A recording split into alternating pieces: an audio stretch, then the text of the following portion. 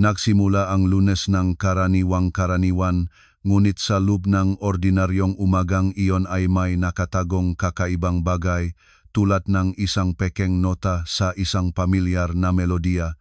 Nakatayo si Elena Reyes sa tabingang bintana ng kusina. Pinapanot si Andres, ang kanyang asawa, na nakmamadaling kumain ng almusal habang tinitignan ang orasan. Mabilis at manerbiyos ang kanyang magagalaw, tulad ng isang taong nagmamadali hindi sa trabaho kundi tumatakbo mula sa isang bagay. "Magiging late ako ngayon," sabi ni Andres nang hindi itinaas ang mga mata mula sa kanyang plato. "Kailangan kong may sumita ang report." "Alam mo naman," tumango si Elena habang patuloy na hinahalo ang kanyang kape kahit matagal nang natunaw ang asukal. Kamakailan lamang ay madalas siyang late at siya naman ay lalong madalas na nahuhuli ang kanyang tingin sa kanya. Nagsisiyasat, mapagalinlangan, parang binabasa niya ang pagitan ng malinya ng kanyang maordinaryong salita. Kilala niya ang titik na iyon. Naalala pa niya mula pa noong panahon ng kanilang pagkakilala nang si Andres ay selos sa buong mundo, ngunit noon ay mukhang pagpapakita ng pagmamahal ito, hindi hinala. "Mama, bakit ganyan si Papa ngayon?" tanong ni Danica, lumabas sa kusina na may backpack sa balikat.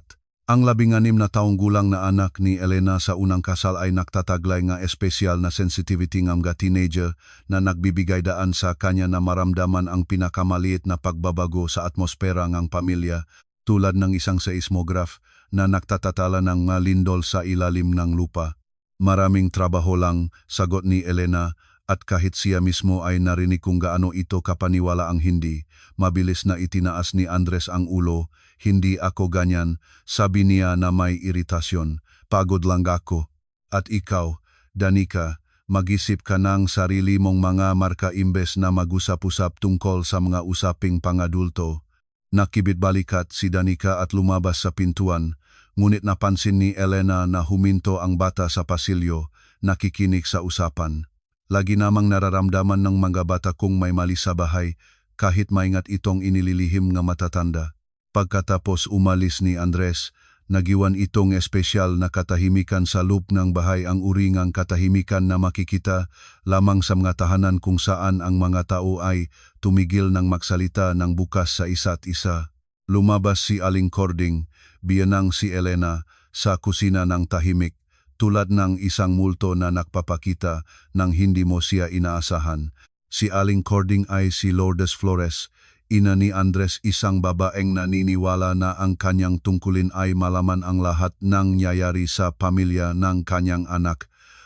At ang kaalamang ito ay ginagamit niya bilang armas kahit hindi palagi ng sadya. "Nagaway na naman ba kayo?" tanong niya na may kunwaring pagmamalasakit sa boses na halatang nagtatagong ang kasiyahan. "Hindi kami nagawe," sagot ni Elena, nagpapasimulang linisin ang mesa. "Pagod lang si Andres." "Pagod," inulit ni Aling Cording na may ganyang intonasyon na parang hindi niya alam ang salita. "Hindi ka ba pagod? Nakaupo ka lang sa bahay, hindi ka lumalabas kahit saan, nakulong ka lang sa kwartong iyon. Ano ang ginagawa mo roon, kawili-wili?" Naramdaman ni Elena ang pagsikip ng loob. Ang kwartong iyon, ang pangmalayong silid na dati nilang ginagamit bilang bodega, ay naging kanyang kanlungan, isang lugar kung saan maari siyang maging siya mismo. Ngunit ang pagpapaliwanag nito kay Aling Cording ay katulad na pagsubok na sabihin sa isang bulag ang kulay ng langit. "Nagbabasa," maikting na sagot ni Elena. "Nagbabasa," inulit ng biyenan. "Sa aming panahon, mas maraming oras ang mababay sa bahay kaysa sa mga libro. Ngayon ay puro sarili na lang ang iniisip ngang lahat." Sa mga salita ni Aling Cording ay naririnig ang pait na naipon sa loob ng mga taon sa mga puso ng mga taong naniniwala na ang mundo ay nagbago nang wala sa kanilang pabor. Siya ay mula sa henerasyon na sanay sa malinaw na mga papel at malinaw na mga patakaran. At ang modernong buhay ay mukhang kaguluhan sa kanya, kung saan ang bawat isa ay gumagawa ngang gusto niya. Hindi na nagpumilit na makipagtalo si Elena. Ang pakikipagtalo kay Aling Cording ay parang pagsisikap na pigilan ang ulan ng nakatayo lang at matagal na niyang natutunan na hayaang lumipas ang masalitang bahana iyon. Sa halip, Tahimik na natapos niya ang paglilinis at nagtungo sa kanyang silid. Nararamdamang mabuti ang matamang tingin ni Aling Cording sa kanya. Tinanggap siyang silid na malayong pamilyar na kaguluhan na para sa kanya lamang ay ayos. Sa lumang writing desk na naiwan ng dating mayaringang bahay, nakapatong ang maayos na tumpok ng tela, kumikinang sa liwanag ng umaga tulad ng mahalagang bato. Dun ay may marangyang velvet ng malalim na bugaw, malambot na juicy na kulay garing, at mabigat na syantong na may gintong kislap. Bawat piraso ay may sariling kasaysayan, sariling layunin, at lahat ay alam ni Elena. Ang sewing machine, binili ng hulugan 3 buwan na ang nakakaraan, ay nakatayo sa tabingang bintana, at ang sikat ng araw na bumabagsak sa mga metal na bahagi nito ay gumagawa ng kaliwa-kaliwang kidlat sa mga dingding. Hindi ito ang pinakamahal na modelo, ngunit para kay Elena ito ay mas mahalaga kaysa sa anumang alahas. Ang makina ay kanyang pag-asa, kanyang landas tungo sa kalayaang matagal na niyang hinahangat. Inyon ni Elena ang makina at agad na naramdaman ang pagurong ng pag-acting. Ang pagtratrabaho sa tela ay nagpapakalma sa kanya tulad ng meditasyon. Bawat tistis ay isang maliit na tagumpay. Bawat tapos na piraso ay patunay na kaya niyang lumikha ng maganda gamit ang kanyang kamay. Ngayon ay kailangan niyang tapusin ang wedding gown para sa isang batang babaeng nagngangalang Isabel na nakita siya sa internet at handang magbayad ng malaki para sa eksklusibong gawa. Ang tunog na gayapak sa pasilyo ay nagpaalerto sa kanya. Mabilis na pinatay ni Elena ang makina at nakinig. Si Aling Cording ay lumalakad sa loob ng bahay at sa tunog ang kanyang ngayapa ay maintindihan na siya ay nahahanap ng isang bagay o nagmamasid sa isang bagay. Si Aling Cording ay may espesyal na paglakad kapag abala siya sa kanyang investigasyon, mas maingat ngunit mas tiyak. Tahimik na kinandaduhan ni Elena ang pintuan at bumalik sa trabaho. Halos tapos na ang gown, kailangan na lamang tiyahitin ang mahuling detalye at plansahin ang matahi. Mabilis siya ngunit maingat na nagtrabaho, alam na ang bawat minuto ay mahalaga. Sa ikaduwang hapon ay may appointment siya kay Isabel sa isang cafe malapit sa LRT Cubao, kung saan tatalakayin nila ang detalye at matatanggap ni Elena ang natitirang bayad. Nag-vibrate ang telepono at lumabas sa screen ang mensahe mula sa hindi kilalang numero. Magandang hapon po. Nakita ko ang inyong magawa sa Facebook. Makakapagtahi ba kayong gown para sa debut ko? Anda akong magbayad ng mayos. Kailan tayo makakahalubilo? Ngumiti si Elena. Ang ma-order ay lalong dumadaming at nangangahulugang gumagana ang kanyang plano.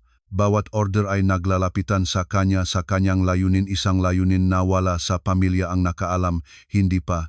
Sa 12:30, maingat niyang tiniklop ang tapos na gown sa isang espesyal na garment bag at nahanda para lumabas.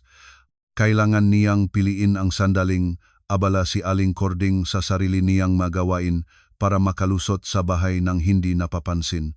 Ngunit tila nararamdaman ng biyenan kung kailan naghahanda si Elena na lumabas at lagi siyang nakakakita ng dahilan para mapigilan siya ng matanong, "Saan ka pupunta?" Tanong ni Aling Cording. Lumabas sa pasilyo sa eksaktong sandaling nagbibihis ng jacket si Elena. "Sa merkado," sagot ni Elena, nagsisikap na magsalita ng mahinahon. "Walang tinapay at kailangan ko ring maglutong tanghalian." "Ano iyon?" Itinuro ni Aling Cording ang garment bag na may gown. "Damit, dadalin sa tindahan ng pagkukuha ng damit para malinis." Mabilis na nagsalita si Elena. Hinilingan ni Andres. Matamang tinitignan siya ni Aling Cording at naramdaman ni Elena na sinusunok siya ng kasinungalingan. Hindi siya kailanman mahusay sa pagsisinungaling, ngunit pinilit siya ng pangyayari na matuto sa hindi kasiyasiyang sining na iyon.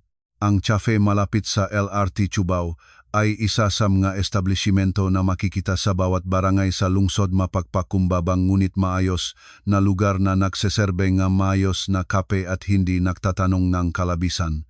Pinili ni Elena ang mesa sa sulok kung saan mabuting makikita ang pintuan at naghintay. 10 minutong nahuli si Isabel at sa bawat minutong hinihintay ay nararamdaman ni Elena ang paglaki ng kanyang kabalisahan. Sa wakas ay pumasok ang isang batang babae na may maliwanag na buhok at nagliliwanag ng mga matangang nobya na lalabas sa altar sa loob ng isang buwan.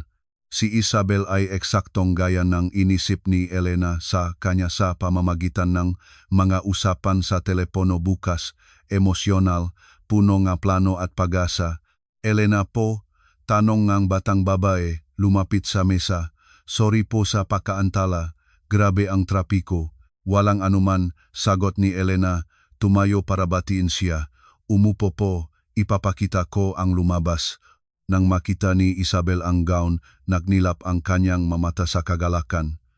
Lagi namang naramdaman ni Elena ang espesyal na kasiyahan sa mga sandaling iyon kapag nakikita ng mga kliyente ang resulta ng kanyang trabaho. Ang gown ay tunay na maganda elegante, na may manipis na burda na ginawa ni Elena ng manumano sa gabi kapag natutulok na ang lahat. Parang pangitain ito, sabi ni Isabel, maingat na hinahawakan ang tela. Siguradong wala itong katulad na katulad, magkano ko kayo utang. Sinabi ni Elena ang halaga at walang atubiling inilabas ng batang babae ang sobre na may cash mula sa kanyang bag.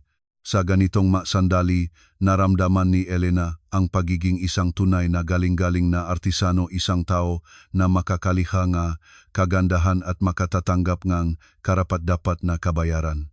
Ito ay malayo sa pamamahalan ng tahanan at pakikinig sa mga reklamo ng biyenan.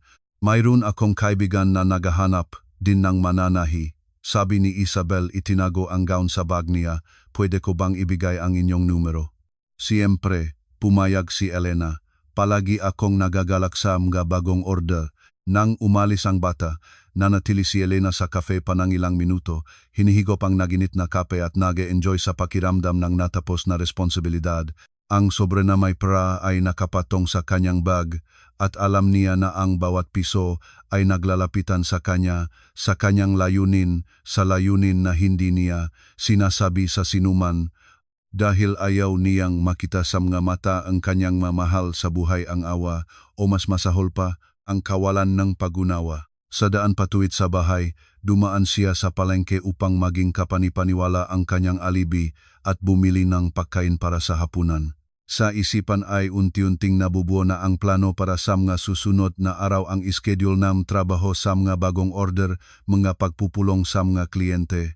Ang kanyang maliit na negosyo ay lumalago at ikinagagalak niya ito, ngunit sa parehong oras ay kinatatakutan. Habang mas matagumpay ang kanyang lihim na aktibidad, mas mahirap na itago. Sa bahay ay tinanggap siya ng tensyonong katahimikan. Nakaupo si Aling Cording sa kusina na may ganitong kahulugang ekspresyon na parang natuklasan lamang niya ang isang nakakatakot na lihim. Sa mesa sa harapan niya ay ang paketeng tela na natanggap ni Elena sa umaga sa pamamagitan ng LBC at nakalimutang itago. Ano iyon? Tanong ni Aling Cording, itinuro ang paketa. Tela, sagot ni Elena. Nagsisikap na mapanatili ang katahimikan. Gusto kong magtahing isang bagay para sa aking sarili. Mahal na tela, napansin ni Aling Cording. Anong pera ang binibili mo? Sa akin, maikting na sagot ni Elena. Sa iyo, inulit ang biyanan na may mapanuya ng ngiti. Saan nanggaling ang iyong sariling pera?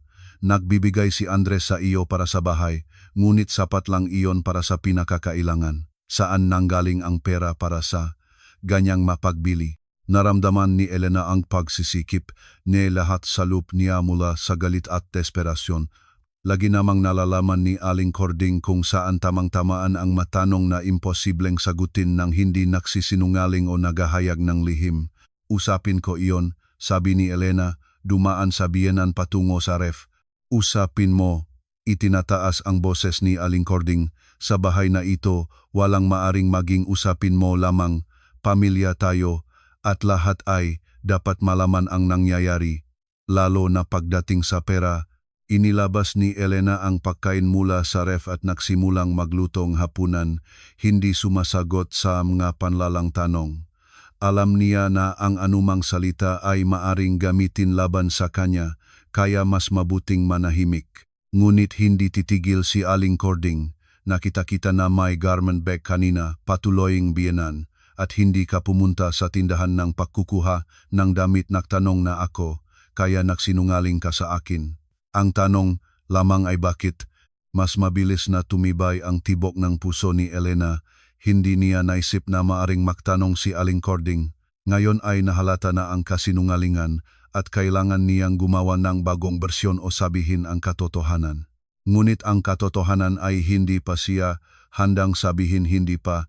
Pupunta sana sa kaibigan, sabi niya, hindi nagpapakita ng mukha kay Aling Cording. Anong kaibigan?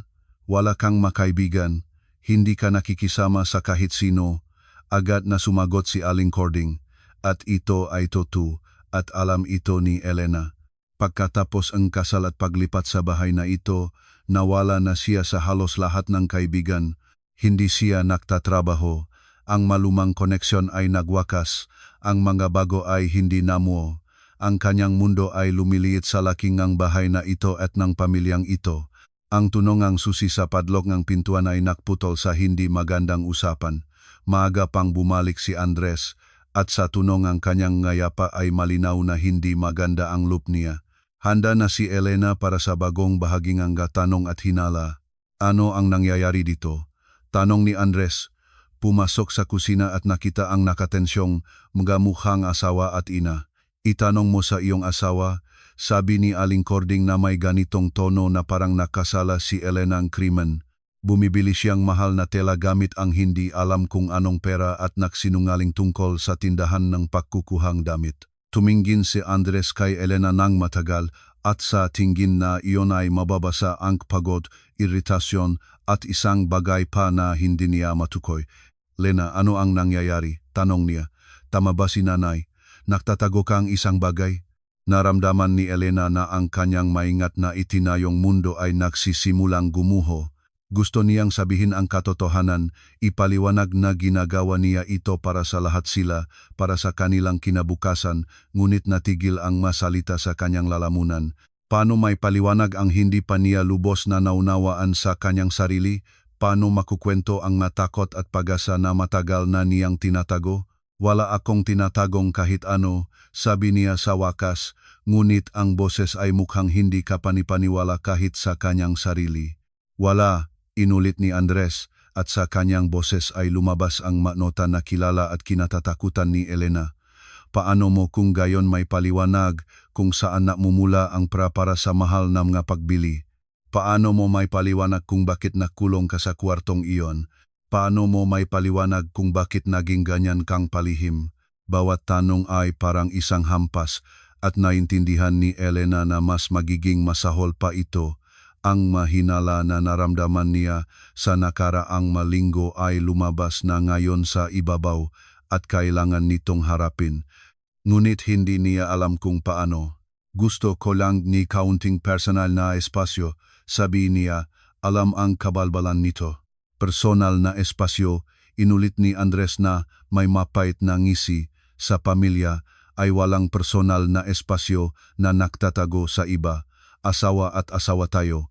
Hindi dapat magkaroon ng maklihim ang isa sa isa. Gusto sanang tumutol ni Elena, sabihin na ang bawat tao ay may karapatan sa lihim sa loob na mundo na pag-aari lamang niya. Ngunit alam niya na hindi ito maunawaan ni Andres. Para sa kanya, ang pamilya ay isang organismo kung saan lahat ay dapat na bago at bukas. Ang hapunan ay lumipas sa mabigat na katahimikan na mas magsasalita kaysa sa anumang salita. Si Danica, na bumalik mula sa paralan, ay agad na naramdaman ang atmosfera at nagsikap na mabilis na tapusin ang pagkain at umalis sa kanyang silid.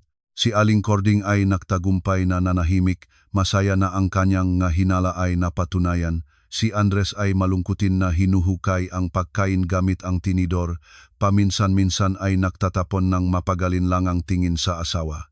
Sa gabi, nang pumunta na ang lahat sa kani-kanilang mga silid, nakaupo si Elena sa kanyang silid at nag-iisip kung gaano pa siya katagal makakatagal sa laruan ng mga lihim na ito.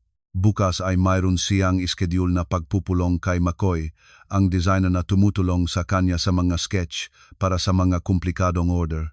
Isang batang talented na lalaki na nagtatrabaho sa isang fashion house ngunit kumukita ang dagdag gamit ang mga pribadong order.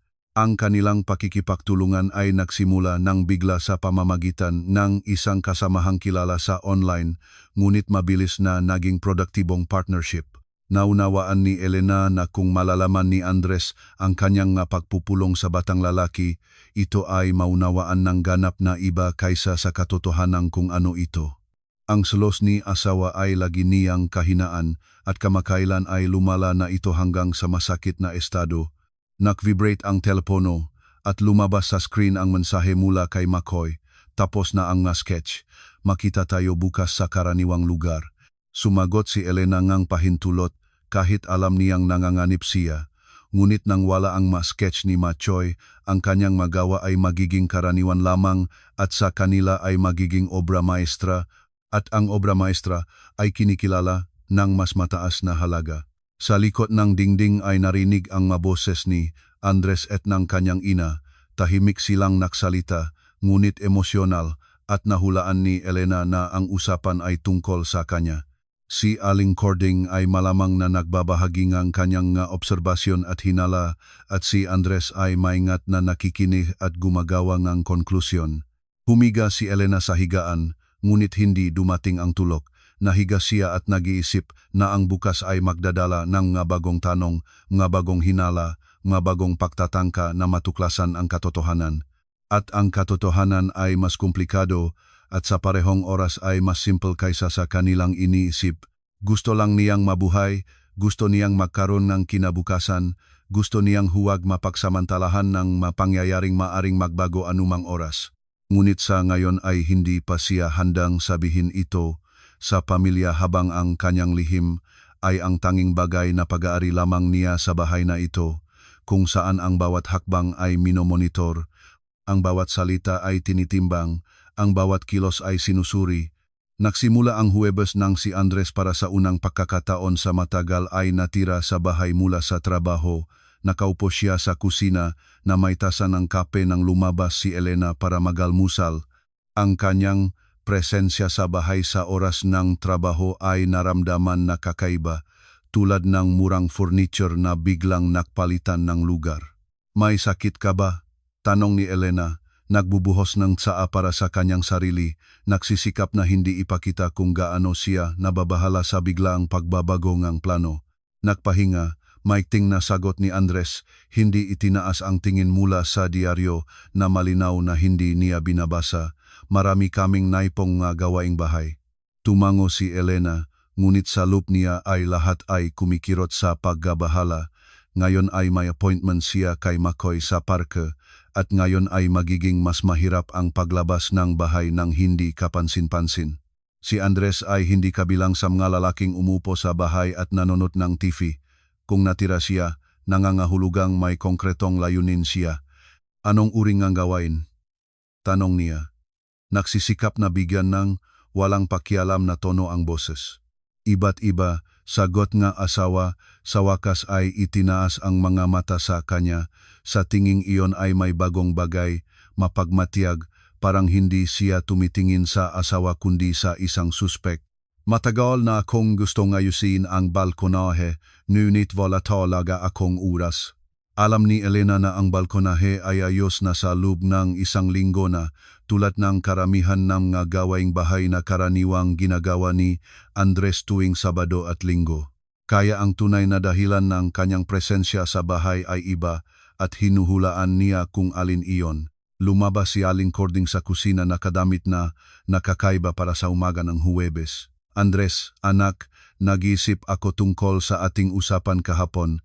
Sabi niya, umupo sa mesa at makabuluhang tinitignan ang anak. Marahil ay dapat na talagang malaman natin kung ano ang nangyayari. Ang kawalan ng katiyakan ay mas masahol pa kaysa sa lahat. Naramdaman ni Elena ang pagpapatakbo ngipin sa kanyang likod.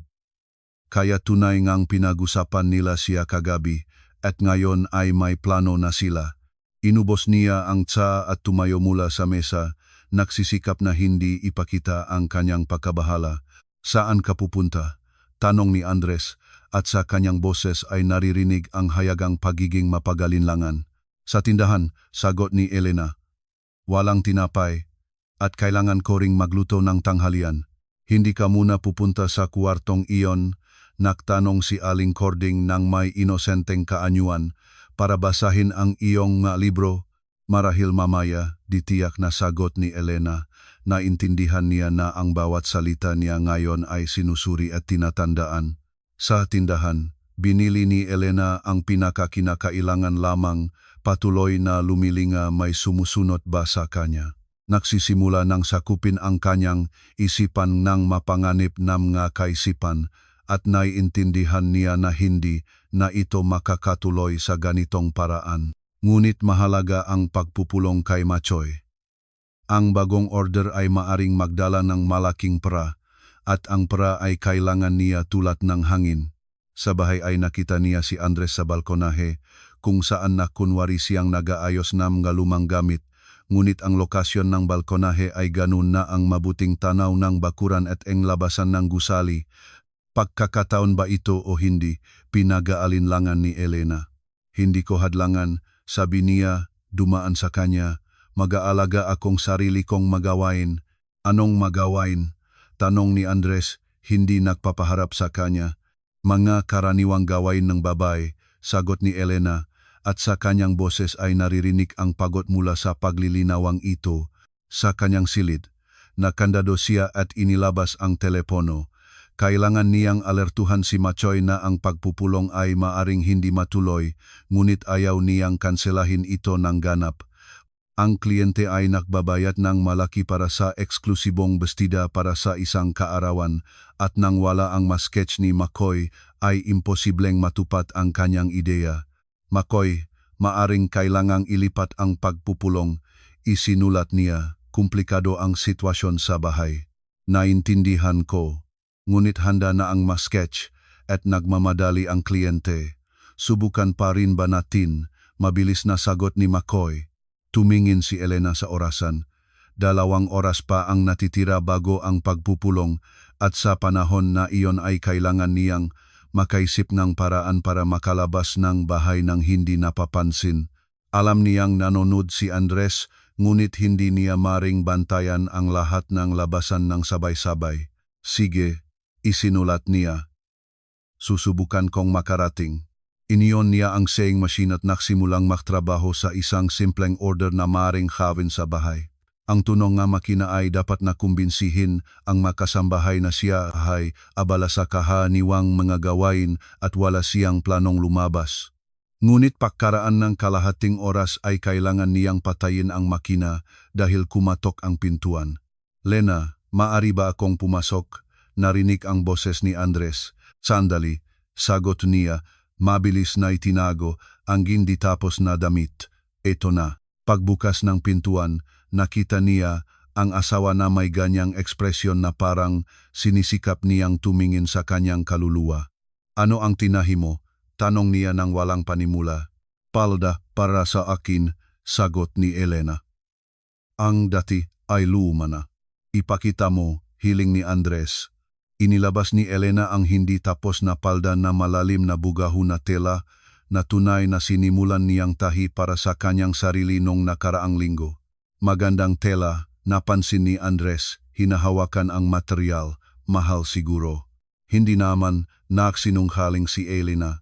Sa sala na bili, tumango si Andres, ngunit ang kanyang mamata ay nagsasabi na hindi siya naniniwala sa kahit isang salita niya. Maingat na tiningnan niya ang silid, humihinto sa bawat detalye, parang minamemorandum ang kapaligiran upang may hambing sa ibang pagkakataon.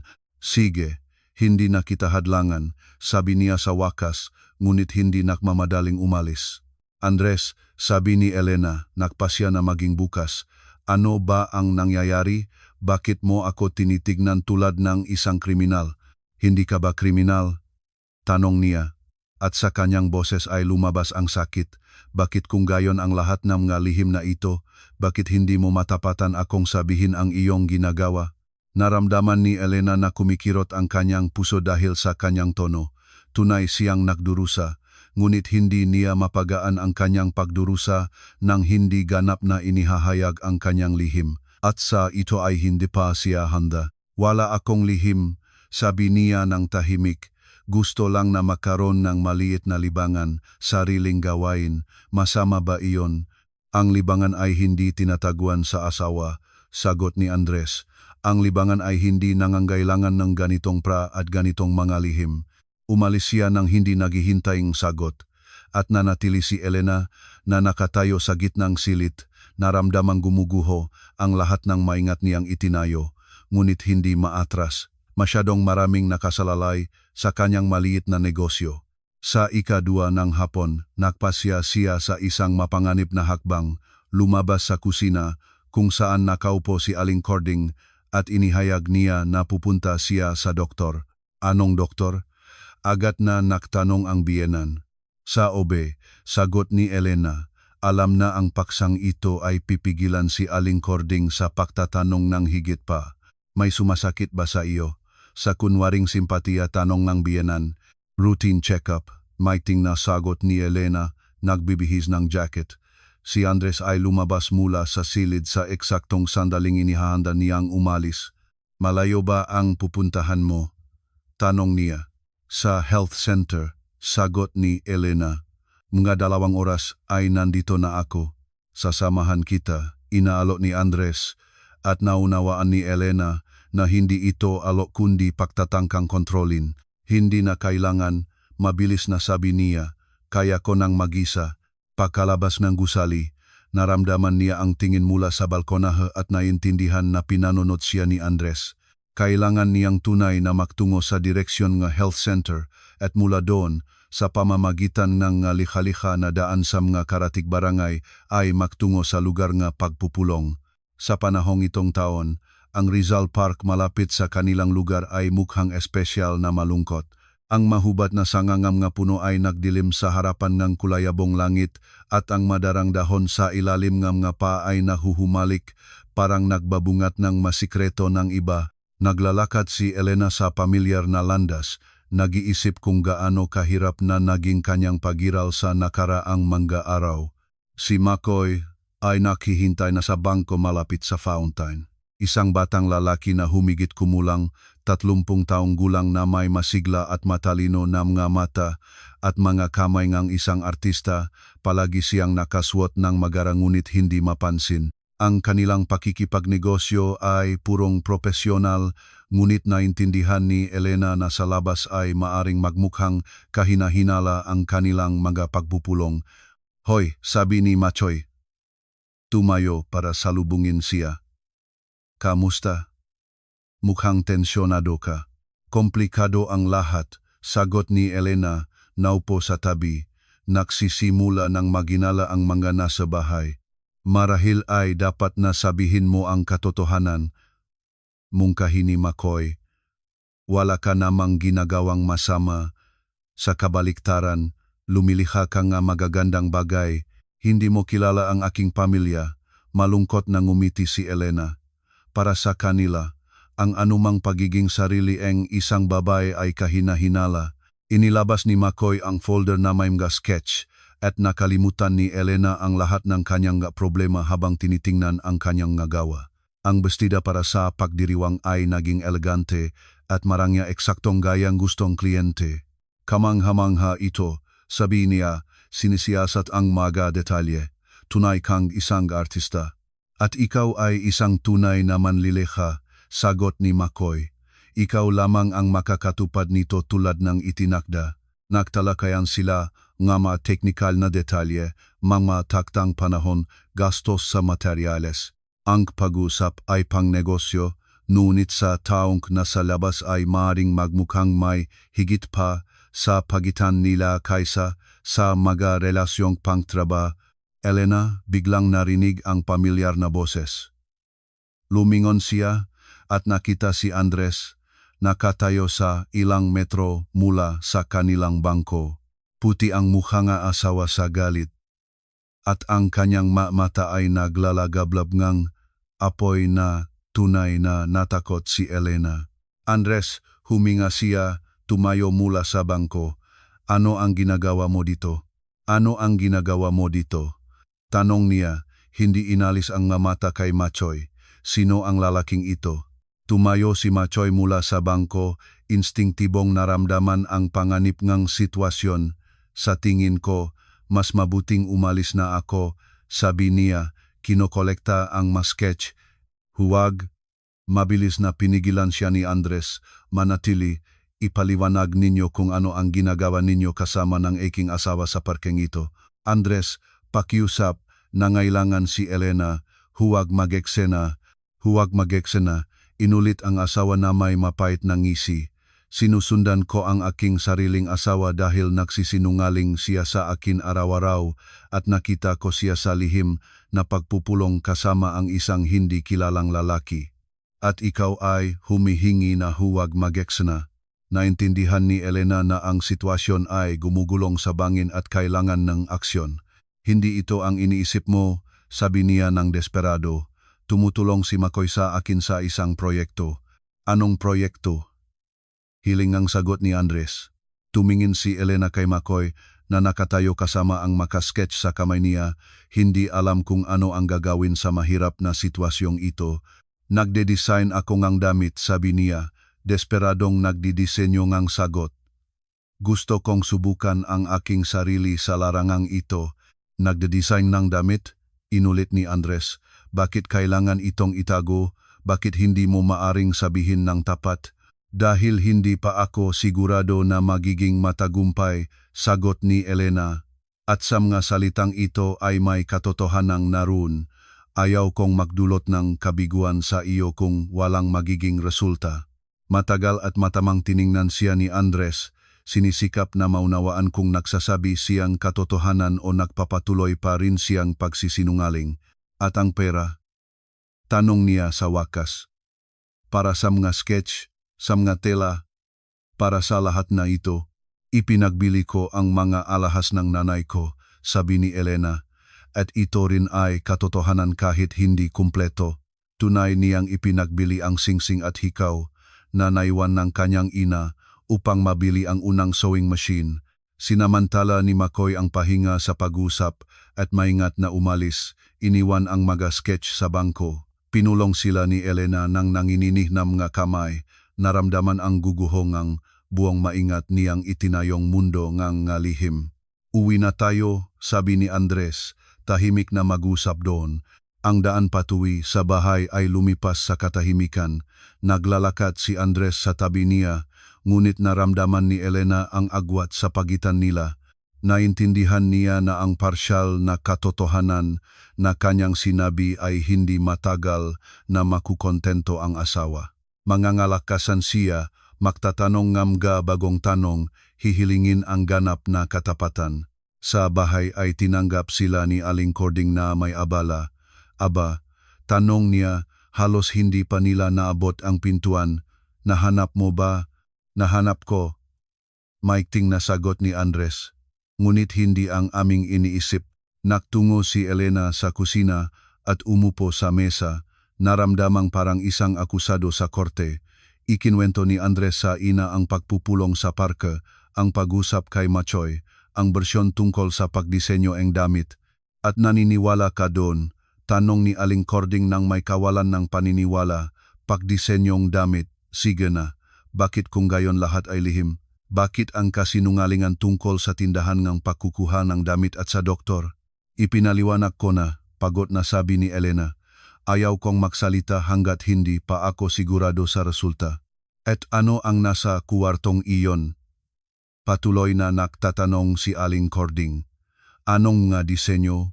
Naintindihan ni Elena na walang silbi ang pagiwas. Kailangan niyang ipakita ang bahagi ng kanyang trabaho upang kumpirmahin ang kanyang kwento. Halina, ipapakita ko sa inyo, sabi niya, tumayo mula sa mesa.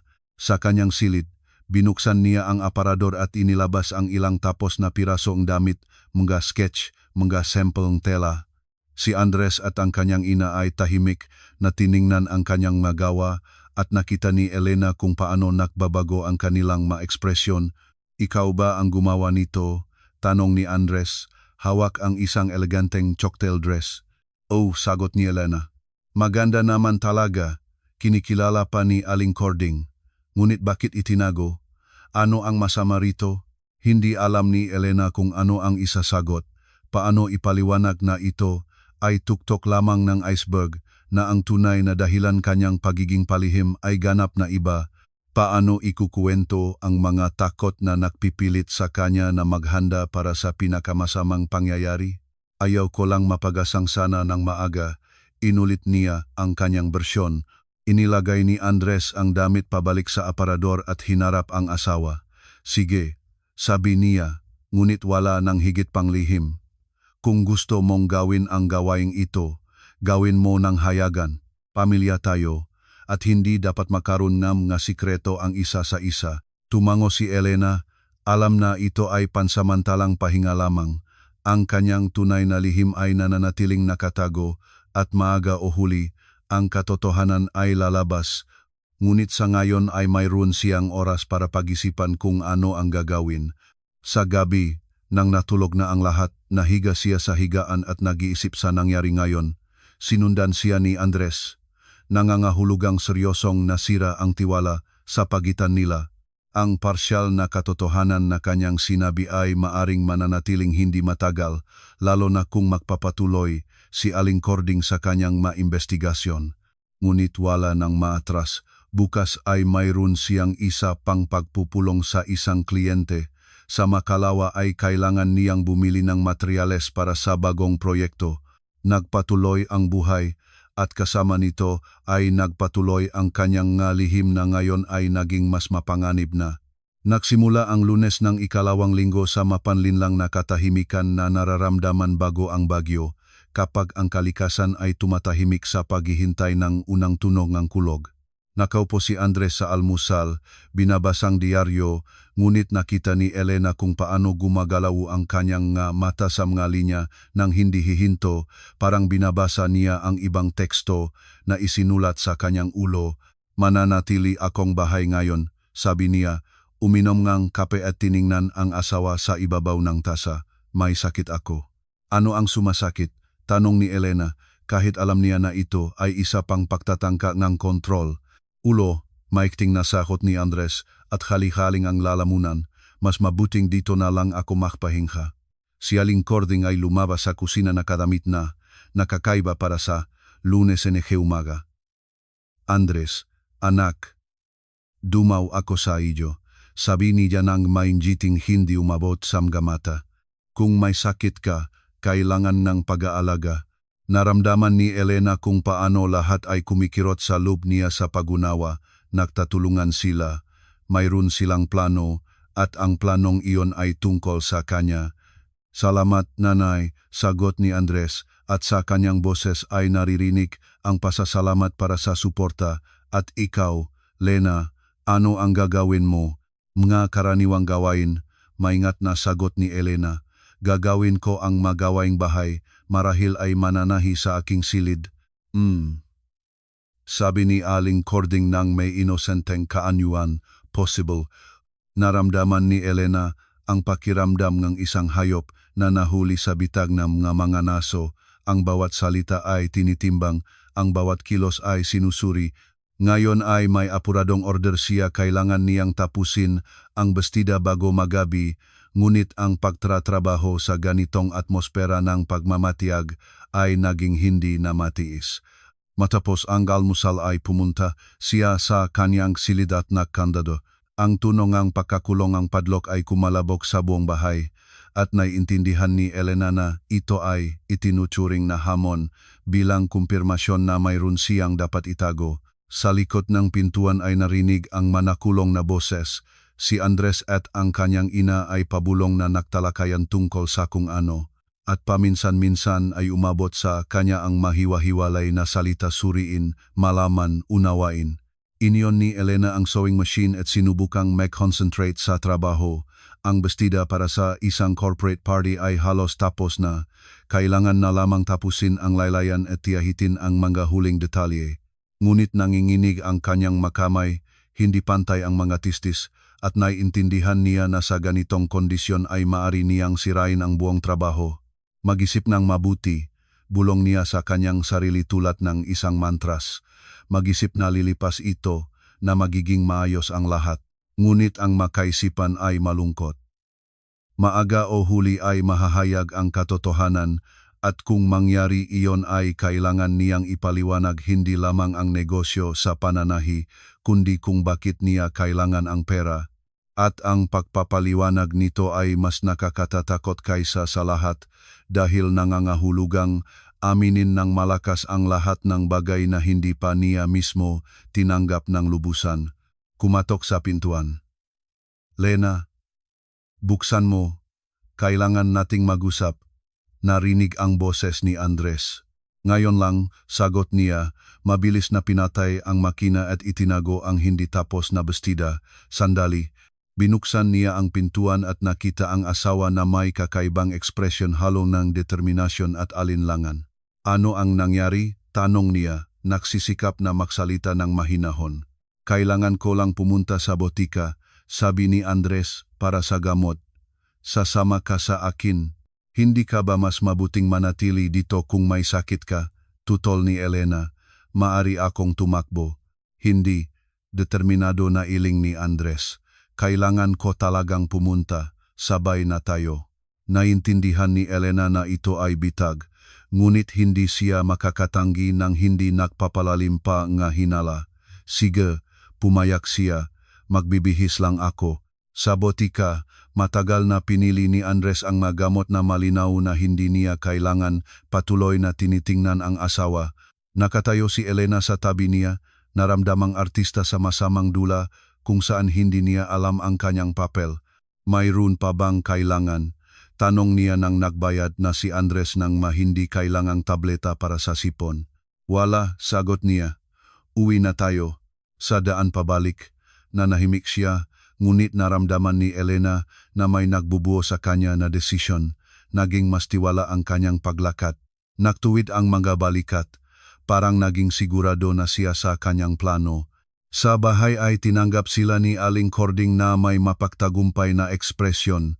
Saan na kayo galing? Tanong niya. At sa kanyang boses ay naririnig ang nga nota na nagpaalerto kay Elena. Galing sa botika, tango ni Andres. At ikaw? Ano ang ginawa mo? Naglinis lang, nagpunas ng alikabok, sagot ng biyenan. Naramdaman ni Elena ang lamig sa tiyan. Si Aling Cording ay hindi sa mga babaeng naglilinis ng walang espesyal na dahilan. Kung nagpunas siyang isang bagay, nangangahulugang naghahanap siyang isang bagay o sinusuri. Tatrabaho na ako, sabi ni Elena, naktutungo sa kanyang silid. Hintay, pinigilan siya ni Andres. Mag-usap muna tayo. Tungkol sa ano? Tanong niya. Kahit sa ekspresyon ng kanyang mukha ay naiintindihan na niya kung tungkol saan. Tungkol sa iyong malihim. Direktang sabi ni Andres. Pagod na ako sa pahula kung ano ang itinatago mo. Gusto kong malaman ang katotohanan. Sinabi ko na sa inyo ang katotohanan, sagot ni Elena. Nananahi ako, nagdedisenyo. Hindi iyon ang lahat ng katotohanan, pumasok si Aling Cording. Habang wala kayo, nagpasya akong maglinis at sinilip ang kuwartong iyon. Tumibo ng mabilis ang puso ni Elena. Sigurado siyang nakandado ang pintuan, ngunit malinaw na mayroon si Aling Cording na pangalawang susi o nakahanap siyang paraan para makapasok.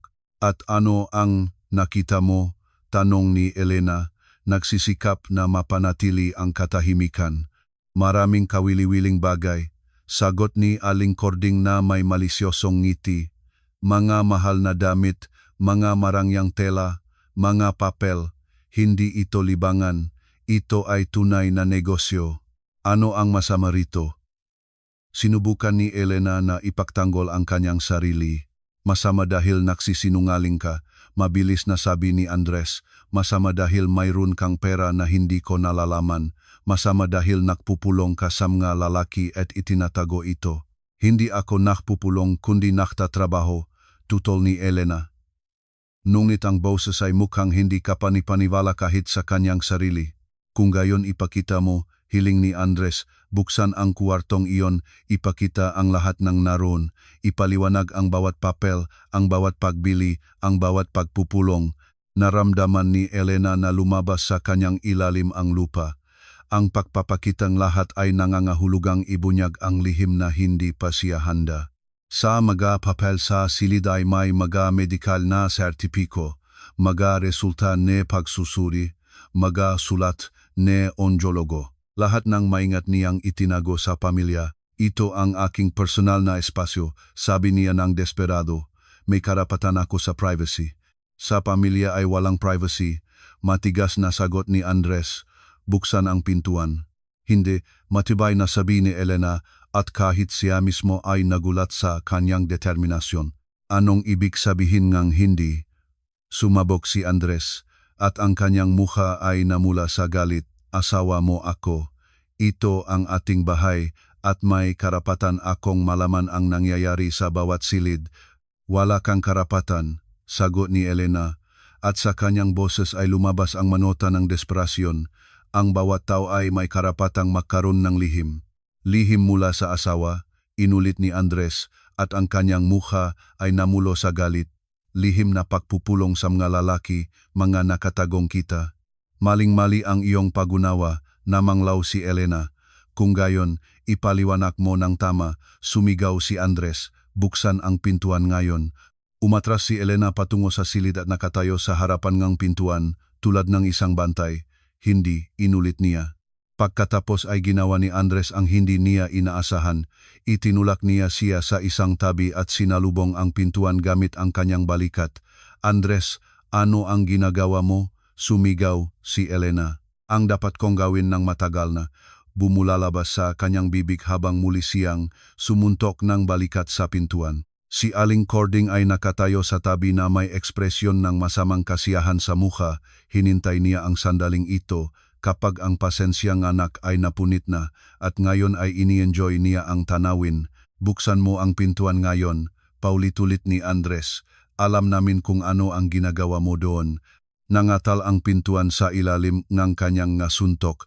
Ang kandado ay hindi para sa ganitong kalaking puwersa at naiintindihan ni Elena na sa loob ng ilang minuto ay hindi na ito makakayanan. Tigil ka, umiyak siya.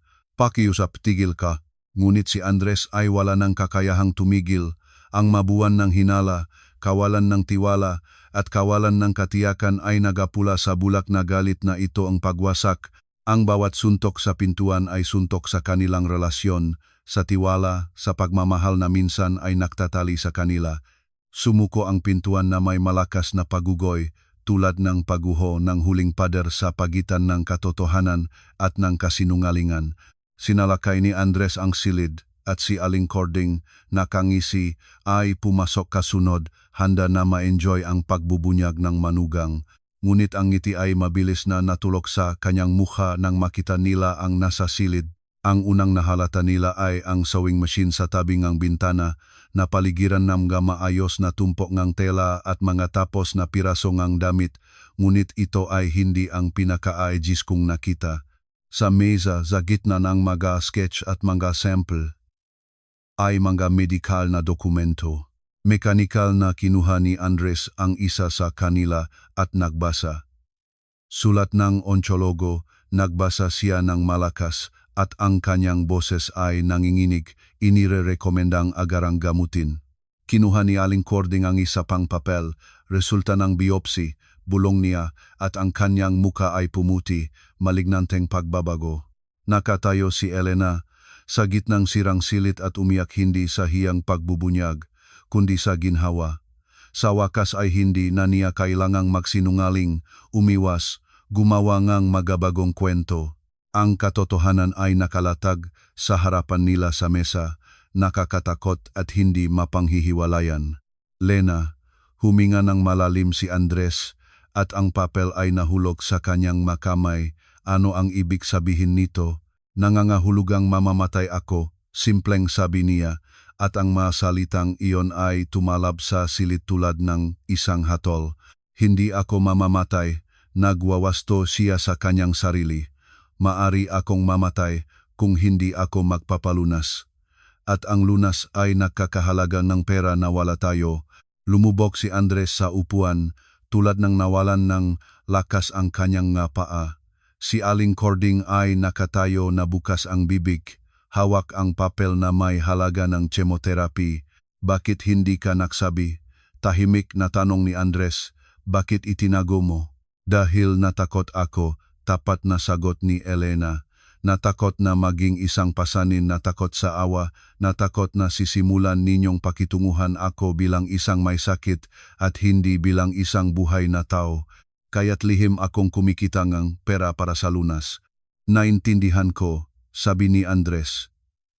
Kaya naman, bawat bestida, bawat order, bawat pagpupulong kay Makoy, lahat iyon para sa pera, para sa chemotherapy. Dahan-dahang umupo si Aling Cording sa kama, hindi pa rin makapaniwala sa narinig. Gaano katagal mong alam ito? Tanong niya na may nanginginig na boses. 3 buwan na, sagot ni Elena, mula Agosto. 3 buwan, inulit ni Andres. At sa kanyang boses ay tumalap ang pagkagulat. 3 buwan mo itong pinasan ng mag-isa. Gusto kong maayos ng mag-isa, paliwanag ni Elena. Ayaw kong malungkot ang inyong lahat ng maaga pa. Nag-isip ako, kikita ako ng pera para sa lunas, gagaling ako, at hindi malalaman ng sinuman. Hindi malalaman, mapait na tumawa si Andres. Akala namin ay nagtataksil ka sa amin, nagtataksil ka sa akin. Nagsisinungaling ako, pumayag si Elena. Ngunit hindi sa paraang iniisip ninyo. Biglang umiyak si Aling Cording. Tahimik, halos walang tunog, ngunit bumabaha ang mga luha sa kanyang mga pisngi. Patawad, sabi niya sa gitna ng mga luha. Patawad, tanga akong matanda. Naisip ko na gusto mong sirain ang anak ko, at ikaw naman ay, gusto ko lang mabuhay. Tinatapos para sa kanya ni Elena. Tumayo si Andres at lumapit sa asawa. Niyakap niya siya ng maingat, parang natatakot na masira siya. Bakit hindi ka nagtiwala sa akin? Tanong niya. Inilublop ang mukha sa kanyang buhok. Bakit napagpasiyahan mong hindi kita maunawaan? Dahil hindi ko mismo naunawaan, tapat na sagot ni Elena. Dahil hindi ko alam kung paano pag-usapan ito, dahil mas madali ang magkunwaring walang nangyayari. Kaya pala, sabi ni Andres ng praktikal. Magkano ang kailangan para sa lunas? Nabanggit ni Elena ang halaga at humipo siya. Malaki, inamin niya, pero kaya pa. Maaring isang laang bahay, kukuhang loan. Hindi ko gusto na makautang kayo dahil sa akin, tutol ni Elena. Tanga, malambing na sabi ni Andres. Anong kautangan doon kung buhay mo ang pinag-usapan? Winagas ni Aling Cording ang kanyang mga mata at tumayo mula sa kama. Mayroon akong ipon, biglang sabi niya. Kaunti, ngunit mayroon. Para sa maulap na araw ang inimbak ko at wala nang mas malubhang ulap kaysa sa araw na ito. Tumingin si Elena sa biyenan ng may pagkagulat. Ang parehong babae na isang oras na nakaraan ay humiling ng pagbubunyag, ngayon ay nag-aalok ng kanyang pera. Aling Cording nagsimula siya, ngunit pinahinto siyang biyenan ng isang kumpas. Sapat na ang maformalidad, matigas na sabi niya, ikaw ang aking manugang, bahagi ng pamilya. At ang pamilya ay hindi nagpapabaya sa isa't isa sa kahirapan. Ang atmosfera sa silid ay nagbago ng ganap. Sa halip ng hinala at kaaway, lumitaw ang espesyal na pagiging malapit na nararamdaman lamang sa oras ng isang panlahatang pagdurusa. Lahat ng maliliit na samanglub at hindi sabing mga bagay ay umatras sa harapan ng tunay na banta. Ano ang sabi ng mga doktor? Tanong ni Andres. Kinokolekta ang mga nakakalat na medikal na dokumento. Ano ang mga prognosis? Kung sisimulan ang lunas ngayon, maganda ang pagkakataon, sagot ni Elena, nahuli ng maaga ang sakit, natapos na ang operasyon, chemotherapy na lang ang natitira. Operasyon? Inulit ni Aling Cording. Kailan? 1 buwan na ang nakakaraan, umamin si Elena. Nagsabi akong nasa ospital ako dahil sa appendicitis. Umiling-iling si Andres, napakaraming kasinungalingan, sabi niya ng malungkot. Napakaraming hindi kailangang kasinungalingan. Hindi kailangan, tutol ni Elena. Kailangan. Mari, matibay na sabi ni Andres. Mari kang naktiwala sa amin, mari kang naksabi na katotohanan mula sa simula. At ano ang makbabaho? Ang pera ay hindi dadami, sagot ni Elena, at ang lahat ay mababahala. Sa halip ay hindi mayroon ang kaabalahan na itong hinala, sagot ni Andres, hindi mayroon ang sirang pintuan at nasira ng tiwala. Tumango si Elena, naiintindihan na siya ay tama, ngunit imposibleng baguhin ang nakaraan, maari lamang itong itayo, ang kinabukasan batay sa bago, kumpleto na katotohanan. Ano na ngayon? Tanong niya. Ngayon ay gagamutin tayo. Determinado ang sagot ni Andres. Bilang buong pamilya, lahat tayo. At wala nang higit pang lihim. Lumapit si Aling Cording kay Elena at niyakap siya ng hindi inaasahan. Patawad sa matandang hangal, bulong niya. Patawad sa lahat ng hinala, sa lahat ng masasamang bagay na inisip ko. Hindi ninyo alam, sagot ni Elena, tumugon sa yakap, walang sinuman ang nakaalam. Ngayon alam na namin, sabi ni Andres. At magbabakasakali tayo ng makasama. Lumabas ang malamig na pawis sa makabilang panig, ngamga ito sa pakaunawa kung gaano sila kalapit sa kasakunaan. Sana palang mas kaunti at maaring bumaksak ang pamilya dahil sa kawalan ng tiwala at hindi sabing mabagay. Ngunit ang katotohanan, gaano man ito katakot, ay naging nagliligtas. Nagsimula ang Martes ng espesyal na katahimikan na nararamdaman pagkatapos ng bagyo, kapag ang kalikasan ay humihinto sa paghihintay lumipas na ba ang bagyo nang ganap o babalik ito ng may bagong lakas. Nagising si Elena sa kanyang higaan na para sa unang beses sa loob ng ilang buwan ay wala ang bigat and lihim sa kanyang dibdib, ngunit may bagong hindi pamilyar na karamdam and kahinaan.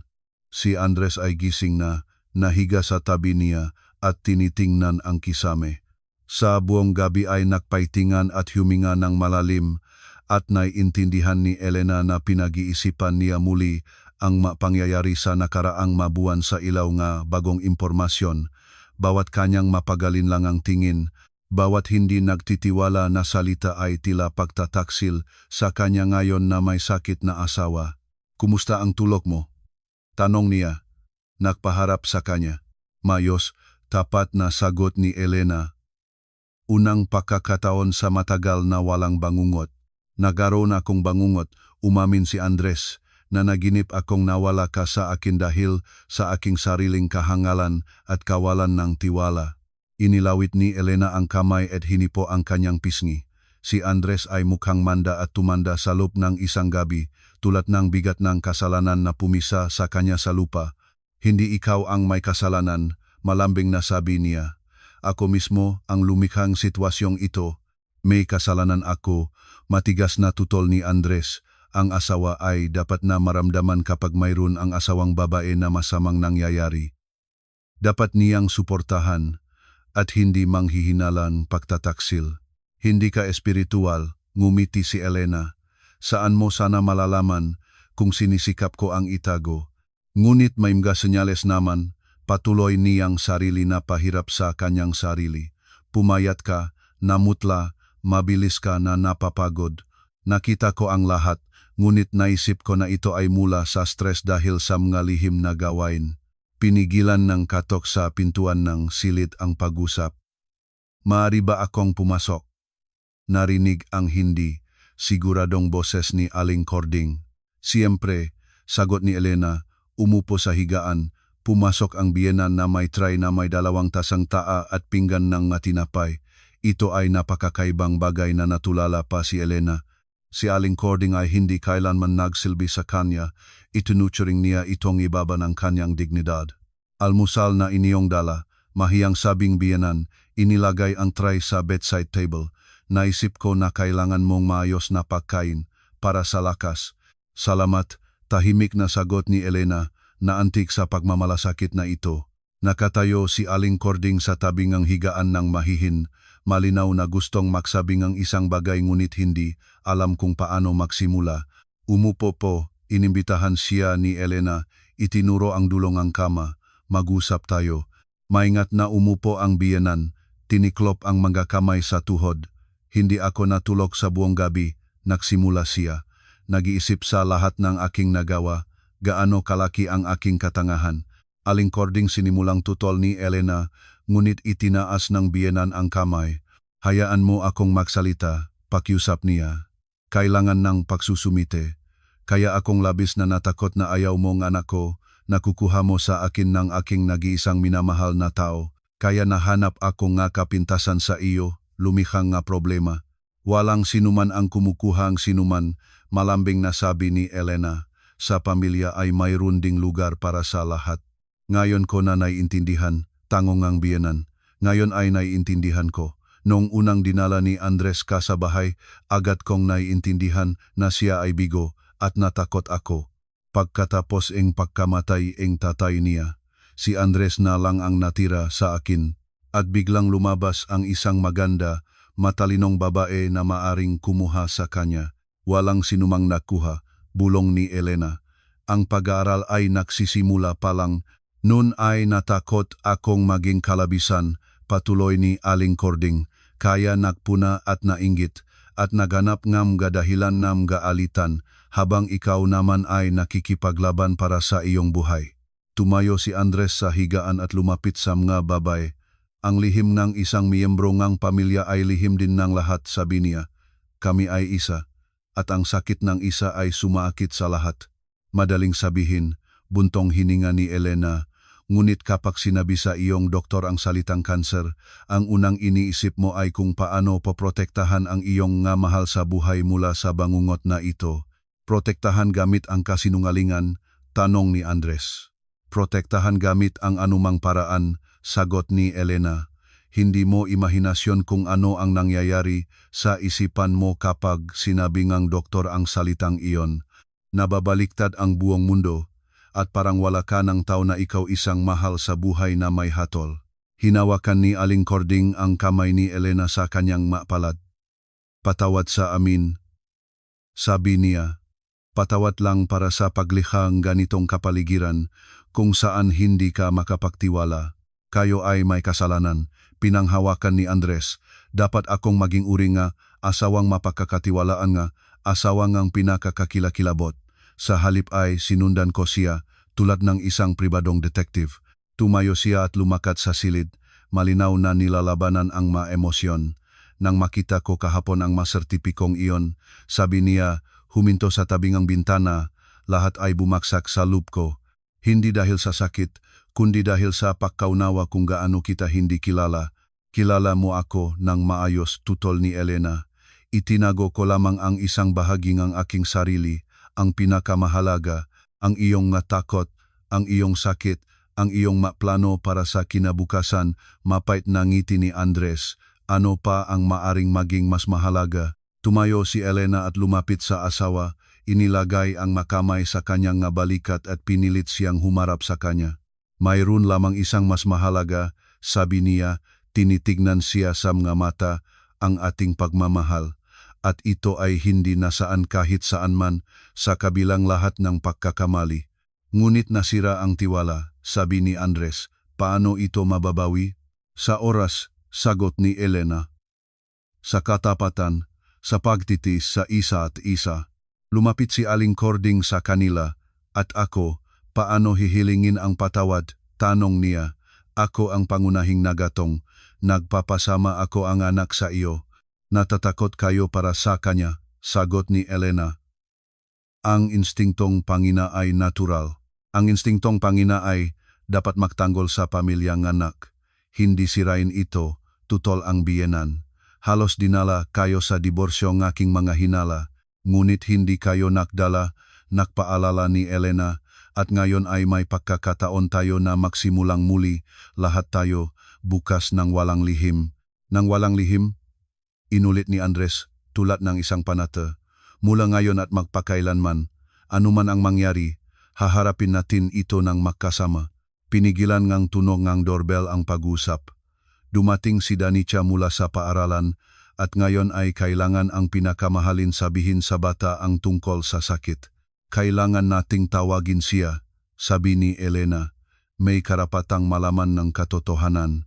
Marahil sa ngayon ay huwag muna. Nagalinlangan si Andres. Bakit pahihirapan ang bata? Nararamdaman na niya na may nangyayari, tutol ni Elena. Ang teenager ay napakasensitibo sa atmosfera ng pamilya. Mas mabuti ang katapatan kaysa sa mga hula. Tinawag nila si Danica sa silid, at pumasok ang bata na may mapagmatiyag na kaanyuan. Agad niyang naramdaman na nagbago ang sitwasyon, na ang tensyon ng nakaraang araw ay naging espesyal na pagiging malapit. Ano ang nangyari? Tanong niya, umupo sa kama. Kayo ay kaiba-kaiba na lahat. Danica, nagsimula si Elena at nanginig ang boses. Kailangan kitang sabihin ng isang bagay. Tungkol sa aking sarili, tungkol sa atin, tungkol sa kung ano ang darating. Naktuwid ang bata, instinktibong naghahanda sa masamang balita. May sakit ako, simpleng sabi ni Elena. Mayroon akong cancer, ngunit lulunasin ito. At kung gagawin natin ang tama, magiging maayos ang lahat. Namutla si Danica, ngunit hindi umiyak. Siya ay kabilang sa mga batang sa kritikal na mga sitwasyon ay nagiging mas mature kaysa sa kanilang edad. Gaano nakatagal? Tahimik na tanong niya. 3 buwan ko na itong alam, sagot ni Elena. Itinago, dahil ayaw kong malungkot ang inyong lahat. Kaya naman malungkot ka, naunawa ang sabi ni Danica. At kaya naman selos si Papa, hindi niya alam na may sakit ka. Tama, tumango si Elena. Nagugulat sa katusuhang iyon ng anak. Ano na ngayon? Praktikal na tanong ng bata. Ngayon ay gagamutin tayo, sagot ni Andres, bilang buong pamilya, at magiging mayos ang lahat. Tumayo si Danica at niyakap si Elena ng mahigpit, tulad ng isang adulto. Huwag nang magkasakit pa, bulong niya. Hindi naman maganda para sa akin nang wala ka. Susubukan ko, nangako si Elena. Naramdaman ang pagtataas nga luha sa kanyang lalamunan. Ang natitirang bahaging araw ay lumipas sa mga pag-usap tungkol sa kinabukasan, tungkol sa mga plano sa lunas, tungkol sa kung paano babaguhin ang buhay ng pamilya. Inako ni Aling Cording ang lahat ng gawaing bahay. Paulit-ulit na sinasabi na dapat magpahinga si Elena. Pinag-aralan ni Andres sa internet ang impormasyon tungkol sa chemotherapy, sa mga side effects nito at mga paraan ng pagpapababa nito. Si Danica naman ay nag-aaral din ng mga medical na artikulo. Sa gabi, nang natulog na ang lahat, nakaupo si Elena sa kanyang silid na nagtatrabaho, inaayos ang mga dokumento at mga plano. Ang pintuan ay bukas ng buo, nagsisinipalo ng bagong panahon ng pagiging bukas sa pamilya. Pumasok si Andres sa kanya na may tasa ng herbal tea. Kumusta? Tanong niya, inilagay ang tasa sa mesa. Kakaiba ang pakiramdam ko, umamin si Elena. Parang nabitawan ko ang isang mabigat na bag, ngunit hindi ko alam kung ano ang gagawin sa mga napalayaang balikat. Mamamayani ka sa kanya, ngumiti si Andres. Sa katapatan ay mabilis ang pagkakalimitang. Ito ay sa kasinungalingan na kailangan mong mag-adjust. Pinapatawad mo ba ako? Tanong ni Elena. Para sa lahat ng pagsisinungaling, sa kawalan ng tiwala, pinapatawad ko, walang pag-aalangang sabi ni Andres. At pinapatawad mo ba ako para sa mga hinala, sa pagsubaybay, para sa hindi ko paglihang kapaligiran ng tiwala? Pinapatawad, tumango si Elena. Niyakap nila ang isa't isa, at sa yakap na iyon ay hindi lamang kapatawaran kundi isang bagong simula batay sa katotohanan at mutual na pagtanggap.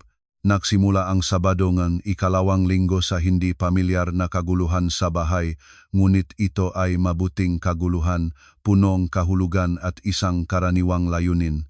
Nagising si Elena sa mga tunog mula sa kusina, kung saan masigla si Aling Cording na naglulutong isang bagay, umawit ng matandang kanta. Ang awit na ito sa bahay ay hindi na narinig sa loob ng maraming buwan at tumalab ito tulad ng simbolo ng pagbabalik sa buhay.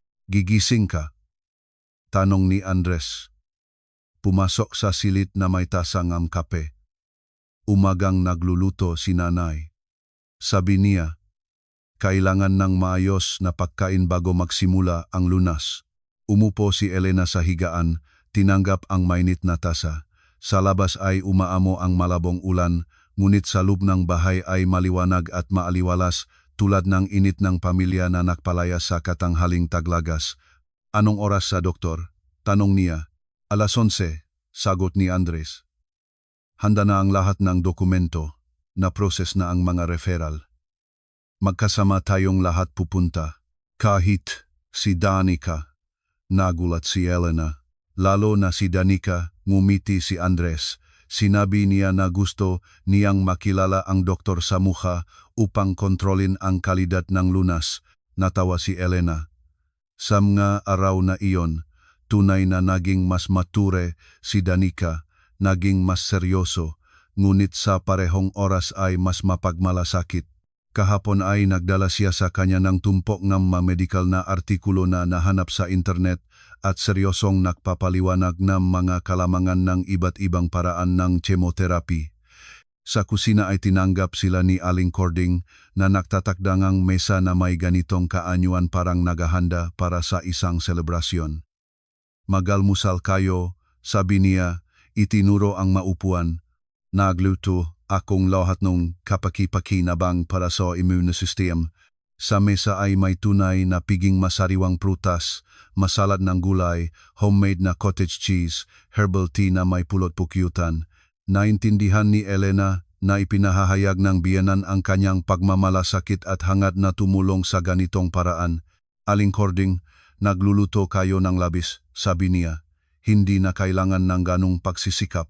Kailangan, determinadong tutol ang biyanan. Ngayon ang aking pangunahing layunin ay gumaling ka.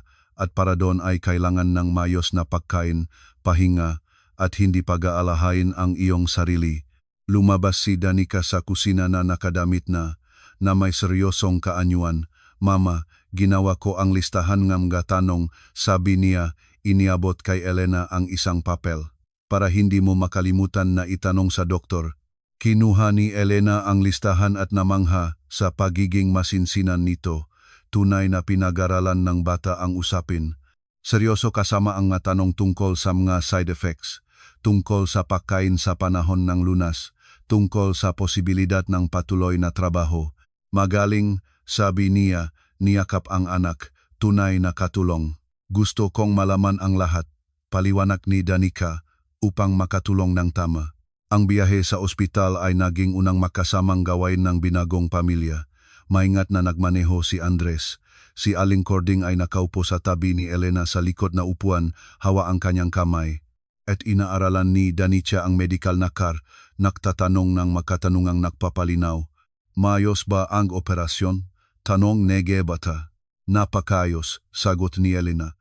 Sinabing kirurko na ganap na naalis ang lahat. Kaya ang chemotherapy ay isang siguro lamang, rasonado ni Danica, upang matiyak na lahat ng masamang selula ay mapatay. Humanga si Elena sa kagaan ng paharap ng anak sa mga medical na termino.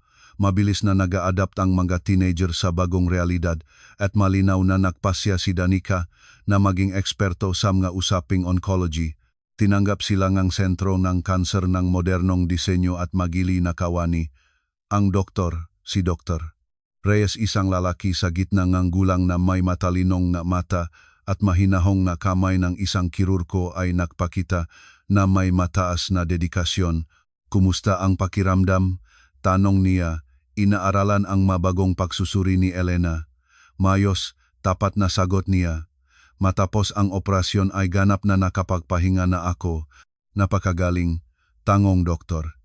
Kung gayon ay maari tayong magsimula ng chemotherapy sa susunod na linggo. Ang kurso ay aabutin ng 4 na buwan, mga prosedura bawat 3 linggo. Sumilong si Andres sa harapan. Doktor, gaano ba ito kahirap? Tanong niya. Ano ang ating inaasahan? Magiging mahirap kung tutusin, sagot ng doktor. Makakaroon ng panghihina, pagduduwal, posibleng paglalagas ng buhok. Ngunit lahat ng ito ay pansamantala at kontrolado. Itinaas ni Danica ang kamay tulad ng sa klase. Maari ba itong bawasan ang mga side effects? Tanong niya, tumingin sa kanyang listahan. Ngumiti ang doktor sa seryosidad ng bata. Maari at dapat, sagot niya. Ang tamang pagkain, regularong schedule. Suporta nga, mamahal sa buhay. Samantala, nakikita ko na napakaganda ng inyong suporta. Lahat tayo ay tutulong, nangako si Aling Cording, anumang kailangan. Matapos ang pagbisita sa doktor, nagtungo ang pamilya sa bahay na may malinaw na plano nga aksyon at bagong pagunawa sa kung ano ang naghihintay sa kanila. Sa loob ni kotse ay namamayani ang espesyal na atmosfera ni determinasyon na halo-halong pagkabahala. Natatakot ka ba? Tanong ni Andres nang huminto sila sa semaforo. O, umamin si Elena, ngunit hindi tulad ng dati. Nang nagisa ako sa aking matakot, mas malala ang takot. Ngayon ay wala ka ng magisa, sabi ni Aling Cording. Ngayon ay apat na kami kontra sa sakit. Sa bahay ay nagsimula ang mga paghahanda para sa bagong yugto ng gibuhay. Inayos ni Andres ang silid na nagtatrabaho ni Elena, naglagay na komportableng armchair para sa pahinga at maliit na ref para sa mga gamot. Nag-aaral si Aling Cording ng mga resipe na inire-rekomenda para sa mga pasyente ng kanser. Gumawa si Danica ng schedule ng pamilyang pagbabantay at inilagay ito sa ref. Tingnan mo, sabi ngang bata, ipinapakita ang schedule sa Lunes, Miyerkules at Biyernes, kasama ko ka, sa Martes at Huwebes, si Lola, ang Sabado at Linggo ay para kay Papa. Kailan kayo mag-aalaga ng inyong sariling magawain? Nag-aalala si Elena. Ito na ang aming magawain, sagot ni Andres. Ang pinakamahalagang gawain sa aming buhay. Sa gabing Sabado, naktipon ang pamilya sa sala para sa seryosong pag-uusap tungkol sa kinabukasan. Sa mesa ay nakalatag ang mga dokumento tungkol sa lunas, mga pakalkula sa pananalapi, mga plano para sa susunod na mga buwan. Kailangan nating tapat na pag-usapan ang lahat ng mga kahirapan, nagsimula si Andres. Ang pera para sa lunas ay sapat, ngunit kailangan nating magtipid sa iba. Makakatulong ako, nag-aalok si Danica, bilang tutor sa mga batang mag-aral. Magapa para sa iyo, tutol ni Elena. Ang pag-aral ay mas mahalaga at ibibigay ko ang aking maipon, sabi ni Aling Cording. Lahat hanggang sa huling sentimo, para saan pa ang pera ko kung may sakit ang manugang ko. Naramdaman ni Elena na paparating na ang maluha. Kamakailan lamang ay hinihinalaan siyang babaeng itong ang pagtataksil at ngayon ay handang ibigay ang lahat ng kanyang ipon. Salamat, sabi niya ng tahimik. Ngunit hindi ko maaring tanggapin ang inyong pera. Maari mo at dapat mo, matibay na sabi ng biyenan. Perang pamilya ito at ginagastos natin ito para sa pangangailangan ng pamilya. At ang iyong negosyo sa pananahi, tanong ni Andres, magpapatuloy ka ba? Habang kaya ko, tango ni Elena. Ang trabaho ay nagpapabaya sa masamang na kaisipan at ang pra ay hindi magiging labis. Kung gayon, tutulong ako, inihayak ni Danica. Matututo ako kung paano maglitrato, namga tapos na piraso, pamahalaan ang social media, tumanggap ng mga order, at ako ay sasagot sa mga tawag sa telepono, nagdagdag si Aling Cording, solid ang aking boses. Maniniwala ang mga kliyente. Tinitingnan ni Elena ang kanyang mahal sa buhay at hindi makapaniwala sa nangyayari. Isang linggo pa lamang at naramdaman niya ang pag-isa sa kanyang pakikipaglaban at ngayon ay may isang buong koponan ng suporta siya. Alam ninyo, sabi niya, pinupunas ang maluha. Sa tingin ko ay kaya nating lahat ng ito, lahat tayo ng makasama. Siyempre kaya natin, sigurado ang sagot ni Andres, wala tayong ibang pagpipilian. Ang linggo ay lumipas sa tahimik na manggagawaing bahay. Nagtrabaho si Elena sa isang bagong order, ngunit ngayon ay bukas ang pintuan ng kanyang silid at ang namahal sa buhay ay pumapasok, nagtatanong tungkol sa proseso, nag-aalok ng tulong. Maaari ba akong sumubok na maktistis na simpleng tahi? Tanong ni Danica, curious na tinitingnan ang sewing machine. Siyempre, ngumiti si Elena. Umupo, ituturo ko sa iyo. Nakpalipas sila ng buong araw sa crafts at naiintindihan ni Elena na ang trabaho ay nagdudulot ng mas maraming kagalakan kapag maari itong ibahagi sa mga mahal sa buhay. Lumabas na mabilis matutunan si Danica at naalala ni Aling Cording ang mga kasanayang nakuha sa kabataan. Sa aming panahon, lahat ng babae ay natututong pananahi, nagkukuwento ang biyenan, maingat na hinuhugasan ang gilid ng tela, imposible ng iba. Walang yaring damit sa mga tindahan. Turuan ninyo akong magburda, hiling ni Danica. Gusto kong gumawa ng maganda para sa mama. Nakinig si Elena sa kanilang pag-usap at nag-iisip kung gaano kakaiba ang itinuturing ng buhay. Ang sakit, na mukhang kasakunaan ay nagdala sa katotohanan na naging mas malapit ang pamilya kaysa dati. Nawala ang malihim at kawalan ng tiwala, pinalitan ng pagiging bukas at mutual na suporta. Sa gabing linggo, biglang dumating ang mabisita sa bahay. Una ay dumating si Manang Luching, ang kapitbahay, na may kaldero ng kanyang luto. Narinig ko na may sakit si Elena, sabi niya, inilagay ang kaldero sa mesa. Naglutong tinolang manok, ang pinakakapaki-pakinabang para sa pagbabawi. Pagkatapos ay dumating si Isabel, ang nobya na para sa kanya ay nagawa ni Elena ang wedding gown. Nagdala ang bata ng buket ng mabulaklak at kahon ng mahal na bitamina. Hindi ko alam kung paano kayo pasalamatan sa gown, sabi niya ng emosyonal. Napakaganda ng kasalan at nang malaman ko na may sakit kayo, agad na nakpasya na tumulong. Saan ninyo nalaman? Nagulat si Elena. Isinulat ni Danica sa social media, paliwanag ng batang babae, nakakaantik na kwento tungkol sa inyong pamilya at pakikipaglaban sa sakit. Marami sa inyong nga kliyente ang gustong tumulong. Tumingin si Elena kay Danica nang may pakagulat. Danica, ano ang ginawa mo? Tanong niya. Gumawa ako ng grupo ng suporta, ipinagmamalaking ang bata. Kwento ko kung gaano kayo kagaling na mananahi at kung gaano kahalaga na gumaling kayo.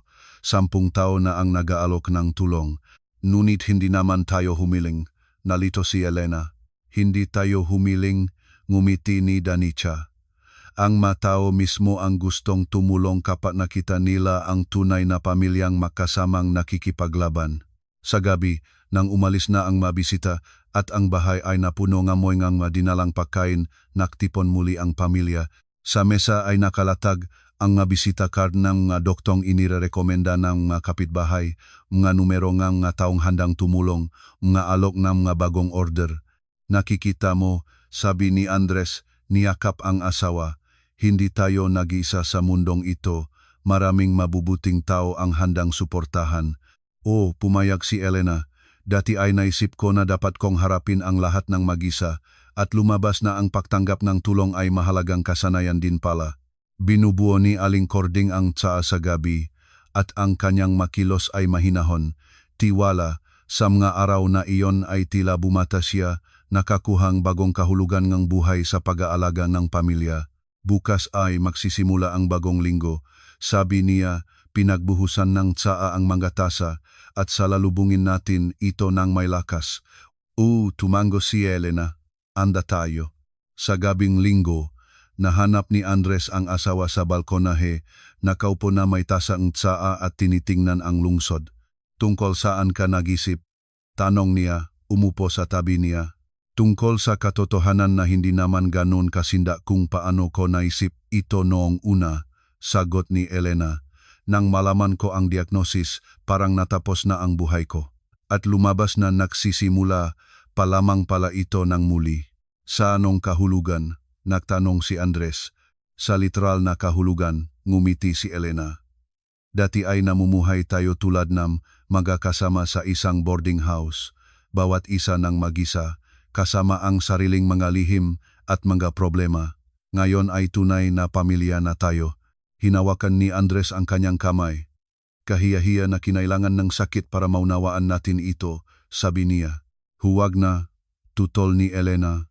Lahat ng bagay ay nangyayari ng nasa oras nito. Marahil ay hindi pa tayo nun handa sa ganitong pagiging malapit. Nakaupo sila sa katahimikan, nakikinig sa mga tunog ng lungsod sa gabi.